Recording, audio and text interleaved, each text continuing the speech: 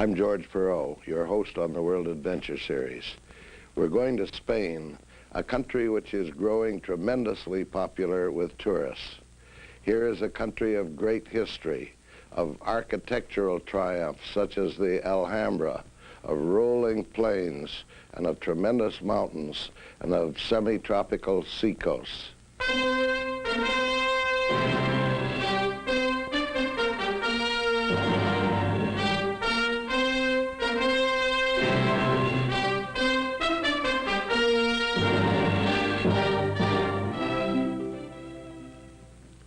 And now here's our guest. He is Carl Robinson from California, who has made many films on 3 continents and who has traveled often in Spain. Carl, what are some of your outstanding recollections of Spain? Well, George, one thing that always comes to mind is the vitality of the Spanish people. They seem to manage somehow to get a great deal of pleasure out of ordinary things by way of daily life. It's a beautiful country, one with a rich cultural heritage. No wonder they enjoy it.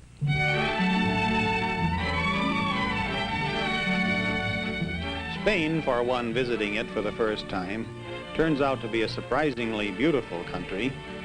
It is one of great vitality, too. At the moment, we find Pamplona, here in northern Spain, near the French border, preparing for the festival of San Fermin. Thousands of visitors standing around waiting for the clock to strike 12 at midday. Then a rocket will be discharged and the festival really gets underway. This was as of a Wednesday noon that we were making these observations. No one goes back to work until the following Monday, and I have reason to believe a good many didn't make it back to work on Monday. A suggestion for traffic control and a review even of the history of Spain as kings and queens come in the parade, along with Moors, who had such a long and interesting history here in this country. There will be a period of activity at the bull ring, and on the way to it, all of these would-be bullfighters rush off into the ring to be there at a time when young bulls with horns wrapped, so no one is going to get seriously hurt, will be turned loose to play on the crowd. The problem here is not for these would-be bullfighters so much as it is for this little bull, because he has never seen so many potential targets before in his life. And his problem is to decide which one he'll mow down first. So it won't be the matador in the ring that will bring about his demise. It may be the result of all of these decisions that will kill him. And the tempo that is established during the day is carried on far into the night throughout the several days of festival. Well, that's the way they do it in Pamplona. A short pause, and then we'll be on our way to Toledo.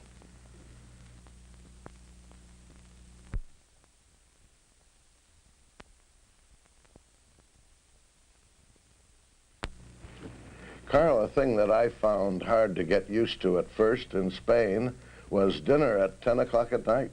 Yes, this is something you have to become adjusted to, but it's been a Spanish custom over a long period of time. Arrive at 9 o'clock at a restaurant, they'll be a little unhappy to see you that early. Of course, if a man goes home for luncheon at 1 o'clock, and most Spaniards do, and of course in that way avoiding the excessive midday heat, then get back to your office at 4 o'clock and perhaps work till 7 or 8, you could scarcely get home and change and go out to dinner any earlier than 10 o'clock, could you? That's true. The Spanish government currently argues about the feasibility of this practice, but Spaniards don't change their habits or customs very readily or very willingly. And now let's go to that flavorful, historic old city of Toledo.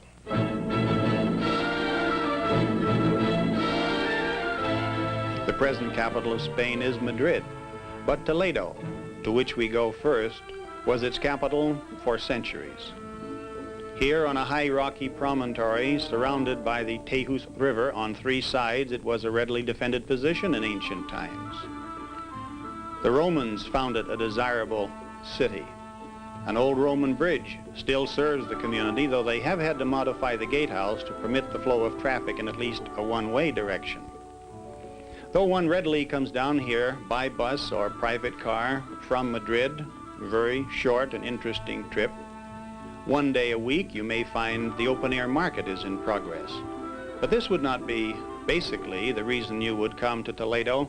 It would be for some of its wonderful old antiquities, such as the group from this bus that have gone into the Santo Tome Church to see that wonderful old El Greco, the burial of Count Augaz that many artists rate as El Greco's finest work. In fact, he so classified it himself during his lifetime, once in defense of this painting in a lawsuit. Segovia lies about as far north of the present capital of Madrid as Toledo does south, and most visitors will want to include this city too, because among other things, here stands the castle of Segovia. That may well be the one someone had in mind when they coined that expression, castles in Spain. And the long period of occupation by the Romans is forcibly brought to mind by that Roman aqueduct, still in a remarkably fine degree of preservation. Not a single broken stone seems to be in evidence in it anywhere. The Romans are responsible for many things in Spain: their basic Catholic religion, their Latin tongue, and many of their customs and laws. But castles are to be found in many communities in this country. Only a short distance away is the castle of Torregano, though I must admit we've come to a rather sleepy little town, judging from the melon cellar. Nor was his assistant the equivalent of a ball of fire that morning. But we don't find much of anyone in the town square because it is early in the spring and the first crop of grain has been harvested, brought into the threshing floors here in the shadow of the old castle. The family on the Spanish farm generally works as an economic unit. You may observe that Junior is in charge of transportation at the moment, driving these animals round and round in an endless circle. The hooves of the animals and stones embedded in the sled knock the grain from the straw. Down in that southern province of Andalusia, the cities of Sevilla and Granada act as magnets to visitors to Spain. Sevilla is the city to which Columbus returned after one of his crossings of the Atlantic. If he were to return today, he would see many things that would remind him of his day here as well. The old Roman wall through which we look at the palace built by the Moors. And on the front of it is a very fine example of one of the Moorish handicrafts or cultures that were introduced to this part of the world. They did much of their decorating in wet plaster, carved it while it was still moist, and it acquired the consistency of stone. Through the Roman archway in the other direction, we see the Giralda Tower, that is the tower of the cathedral today. It formerly was the minaret of the mosque torn down before anyone understood the value of such antiquities. And that cathedral is said to hold some of the bones of Columbus. Poor old Columbus, how those bones of his have been scattered around, if we can believe everyone who says he has a few. The only major change to the tower has been the addition, apparently, of that very top portion. Now, if anyone enjoys getting mixed up agreeably with a fiesta, it does seem that this can happen more consistently in Andalusia, this southern province, than in many of the others. Right now, it happens to be early June, and the Rocio procession is taking place. These equestrians are riding off to the little town of Rocio. They are joined by some ox-drawn wagons, some of them very gaily decorated. And such carts invariably carry religious objects from the churches because there are religious overtones to most fiestas in Spain. But those who are going the full 25 miles generally will not walk as they are here in the city, but they will be transported in equally gaily decorated ox-drawn wagons. The oxen themselves have on their very best attire, and the spirit of festival certainly prevails at such a time. Between Sevilla and Granada, we pass over rolling hills, dotted with olive trees as far as the eye can see. Many hilltops are crowned with ancient castles. Behind the walls of the Alhambra in Granada, the Moors are said to have made their very last stand against the reconquering armies of Ferdinand and Isabella. The Generalife Gardens are rated among the prized possessions of this country. They fell into disrepair through the centuries. Vandalism and neglect almost totally destroyed them, but reconstruction gives us an idea of the way these Moors did indeed surround themselves with a great deal of beauty. As a people with a desert background, they had great respect for water. They used it sparingly, but nevertheless in many interesting fountains, as in the Court of the Lions, here the Court of the Two Sisters. This interior alcove is a beautiful example of the way the Moors used to use this technique of working in wet plaster and then carving it. After it becomes dry, it is just about like stone. And I commend that alcove to your memory for a moment, for we find it beautifully reproduced in miniature in this inlay cabinet. This is a type of Granada handicraft that certainly is a beautiful example of the skill and craftsmanship of the people of this city. It is a fine example of inlay, but I wanted you to see the interesting way in which they had copied that alcove that I commended to your memory a moment ago, here in the center. The cabinet is priced in US dollars at around $1,500, which is a very small return per hour for the many hours that went into the creation of this piece. Out here on the Sacromonte hillsides, we find the caves of the gypsies, whose ancestors were nomadic and roamed around the world, but they found at one time they could settle here, have comfortable homes underground, where, among other things, they entertained tourists with their flamenco dances.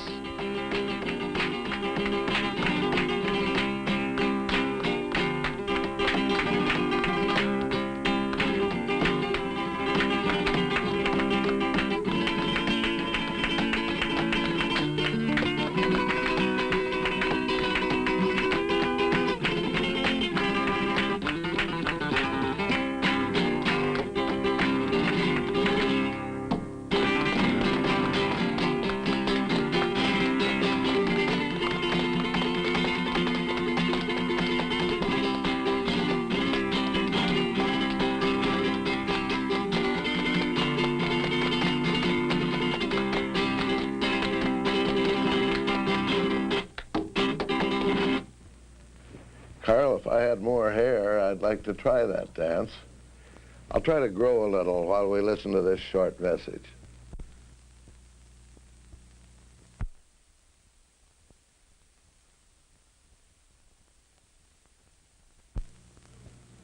Carl, how did you find motoring in Spain? Very agreeable. There are many Spanish roads that are still country ones, but there's a very fine road building program in progress in Spain.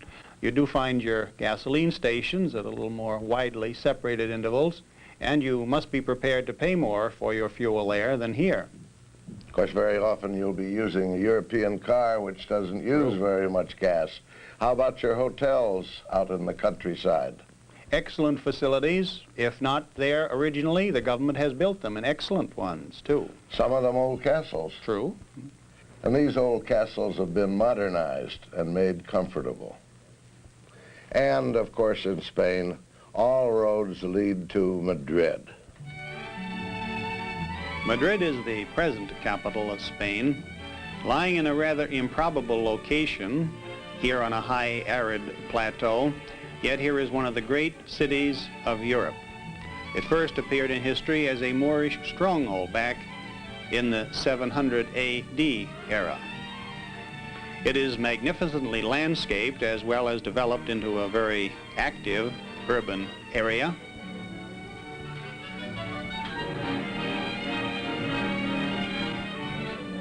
Streets are lined with gardens, and it is out some of these avenues that we can travel in the direction of El Escorial, as it is known in brief, in the suburbs of Madrid. Here is one of the largest ecclesiastical structures in Europe. It was built in the days of Philip II when he moved the capital from Toledo to Madrid. It is so well proportioned that perhaps its enormous size eludes you unless you attempt to walk throughout that structure. If you covered all of its corridors, you'd have a nice little hike in excess of 100 miles ahead of you, together with a choice of some 1,700 doorways. So you want to visit that structure with someone who knows his way around. In common with so many cities, Madrid is developing its traffic problems, but they have special help here. Otherwise, unemployed generals help out to a degree. And speaking of unemployed generals, we hope that General Campos in his day was a member of the Audubon Society, because he most assuredly is today. Speaking of generals in general, on the outskirts of the city, again not very far from El Escorial, stands this gigantic memorial known in English as the Valley of the Fallen, dedicated to more than 1 million Spaniards who lost their lives in that fratricidal civil war that shattered Spain just ahead of the general Holocaust, encompassing most of the rest of Europe.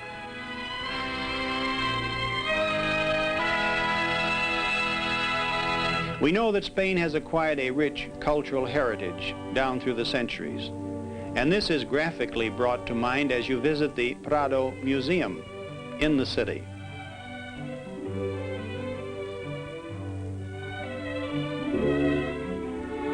Velázquez is in bronze in front of it, inviting you to enter and see some of the work that he did during his lifetime as a court painter.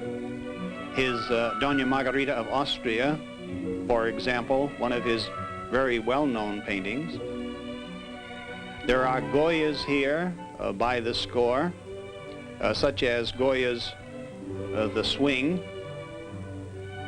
These are perhaps Spain's two most famous artists, and we find a reproduction of Velázquez, the Topers, as it is known in English, being created in the Royal Tapestry Factory of Madrid, a handicraft that you may associate largely with the ages, but carried on as effectively in Spain today as when first introduced by Flemish artisans in the 1700s. Now, for mechanical reasons, your craftsman works at the back of this, where the pattern is almost invisible to him. He must periodically step around in front to see that he is progressing according to plan. And he must be a man of considerable talents as well, because the only color directive he has on this creation is this simple reproduction of the original, which he holds in his hands. And let's turn this over on its side for you so that you don't have to stand on your ear to view it. But notice how beautifully he is duplicating that original. Those rich, sharp colors of the Velázquez and the sharp definition quite as clear here as in the original painting. Let's assume it's midday and we're thinking in terms of luncheon.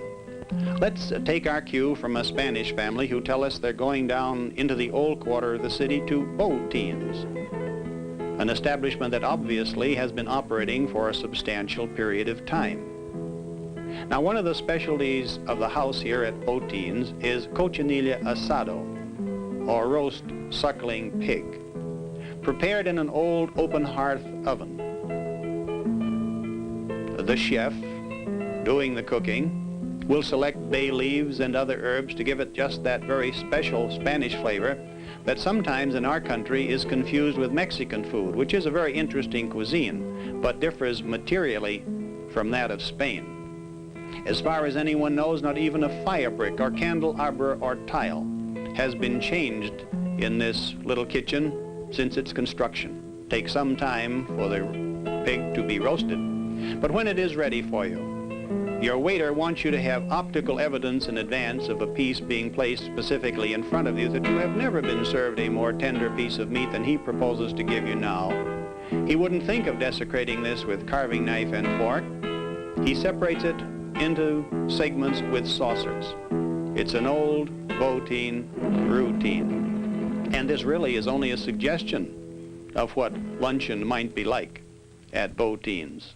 So if you have enjoyed a very substantial meal like this, if you want to consider any mountain climbing later on, I think you'll want to do it the easy way, the way we do here as we approach the Mediterranean and pass the monastery of Montserrat, high up in a rocky promontory, placed here by monks way back around 700 AD when they wanted to get away from it all.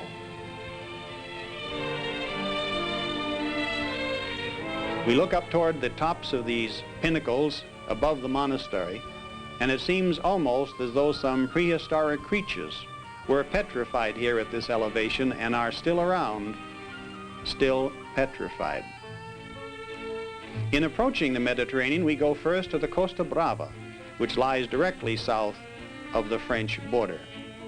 Here at the little community of San Feliu Shoal, we find that tourism is expanding very rapidly, and a great deal of activity takes place on the part of Spanish tourists, as well as ones from other countries.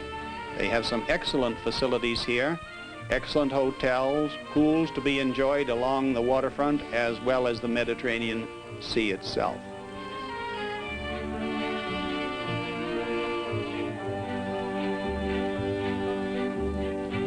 This Costa Brava area lies directly north of the big Catalonian city of Barcelona. This is one of its most active shipping and industrial areas.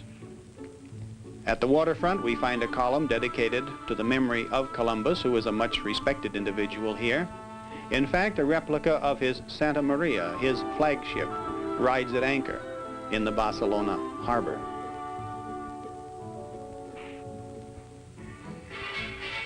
One of the main streets is the Ramblas, the major portion of which is devoted to pedestrian traffic and any wheeled vehicles confined to the two extremities. Here you find the flower sellers each day will be on hand, especially during the morning hours, along with those who sell goldfish and birds, because the traffic here is substantial. It is only a short distance away to the older part of the city, these narrow streets that light manages to penetrate but rarely. Here we find Las Caracoles, a very well-known restaurant specializing in seafood. They are so popular that they soon outgrew their limited quarters, needed a rotisserie, so they knocked a corner off of the building and put it out here on the street together with many of their tables. And any tourist who has a problem of staying on schedule with a limited amount of time and still wants to go shopping, happily you can combine both here, have lunch and possibly pick up some curios at the same time. And if you occupy a seat in the outer section of those tables, invariably you have to get up to let the traffic go by. We step into a modern apartment house in Barcelona and visit with the family of Juan Moreno, and in turn with him himself. We find it an attractive little apartment. The mother has at her disposal such modern facilities as gas, refrigeration and running water in her little kitchenette. This is a cooperative type of apartment house, and Juan, who is a bookkeeper in a factory, a kind of work that does not carry a very high wage with it in Spain, is yet able to purchase this apartment over a period of years. Throughout all of Spain, we find the interesting use, both in family life and in restaurants, of this device known as the porran, a device for dispensing a beverage. No one knows precisely what its origin was. Maybe it is just intended as a challenge to a steady hand and a sure eye.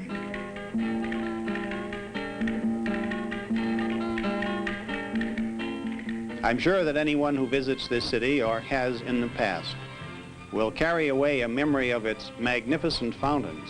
Here, multiple jets and sheets of water, not at all the limited use of water as we associate with Moorish fountains, attractive during the day and equally so at night. And in the Plaza de España, a brilliant splash of color stays with you for a long time after you have visited Spain.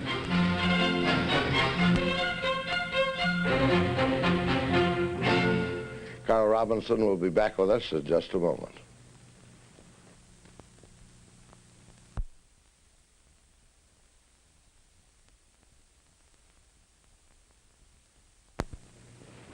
Carl, what about your travel costs in Spain? Well, there's good news in this department. You could stay in hotels in Madrid at about 2/3 of the cost for comparable facilities in the USA. In the countryside, you could reasonably expect to pay only 1/3.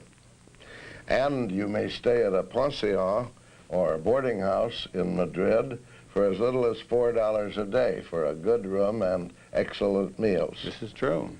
Well, Carl, thanks for a wonderful tour of Spain. And now this is George Pierrot saying goodbye till the next time.